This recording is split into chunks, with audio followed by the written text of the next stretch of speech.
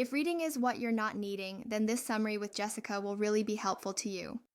Before you read this article down below, you can watch this video and it'll give you a quick rundown of what it's about.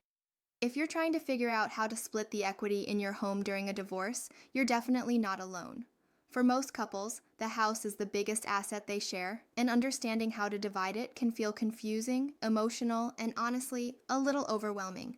But once you break it down into a few simple steps, the process becomes a lot clearer. The first thing you need is an accurate value of the home. That usually means getting an appraisal or a comparative market analysis. This gives you a real number to work with, not a guess, not an online estimate, but something both sides can trust. And in higher conflict situations, getting two appraisals and averaging them can keep things fair and transparent. From there, you calculate the equity basically, the home's value minus the mortgage and any other debts tied to the property. And this is where things get interesting, because not all equity is created equal. If one spouse made a down payment before the marriage, or paid for improvements with separate funds, they may be entitled to reimbursement before the rest gets split. In community property states like California, the default is usually a 50-50 division. But those separate contributions, or things like a prenup, can shift the numbers.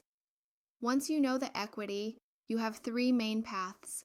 One spouse buys out the other, you sell the home and split the proceeds, or you delay the sale and co-own the property for a while, usually for kids' stability or market reasons. A buyout typically requires refinancing. Selling is the cleanest break, and a delayed sale can work, but it comes with shared responsibility and shared risk. At the end of the day, the goal is fairness and clarity. That means documenting contributions, being honest about debt, and working with professionals who understand both real estate and the realities of divorce. If you want help navigating your options, or you'd like to see what an as-is cash sale could look like, reach out to Kees Homes anytime. We're here to make this process as simple and stress-free as possible.